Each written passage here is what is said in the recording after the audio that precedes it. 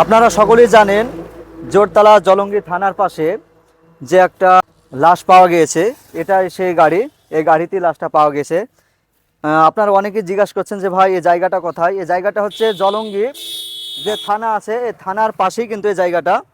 আর এই গাড়ির মধ্যে রাখা ছিল, একটু সাইড দিয়ে দেখাও গাড়িটা। এই যে এখানকার স্থানীয় মানুষ ধরেন এই গেটটা ভাঙার পরে দেখে যে এর ভিতরে লাশটা ছিল। দেখি, এই যে দেখাও ভিতরটা। এই যে ভিতরটা আবার দেখতে পাচ্ছেন, এই ভিতরে কিন্তু লাশটা ছিল। অনেক কিছু এখানে পড়ে আছে, চুল, যেসব গায়ের চামড়াগুলো কিন্তু এখানে ঝরে ঝরে পড়ে আছে, দেখতে পাচ্ছেন। তো হ্যাঁ হ্যাঁ, একটু হালকা একটু গ্যাস তো বের হবেই ভাই। তো এই লাশটার খবর এখনো পাওয়া যায়নি, যদি জানতে পারি। না, লাশ আপাতত এখন নাই। এখান থেকে লাশটা বের করে থানায় আপাতত হয়তো কোনো জায়গাতে ওনাকে পাঠাই, খোঁজ পাওয়া যায়নি।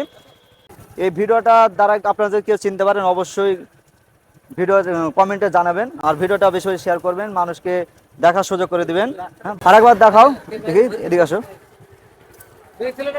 সামনে থেকে দেখাও। এই ঘটনা দেখার জন্য কিন্তু মানুষ অনেক ভেঙে পড়েছে, মানুষ অনেক জায়গা থেকে এসে গাড়িটা দেখতে এসেছে।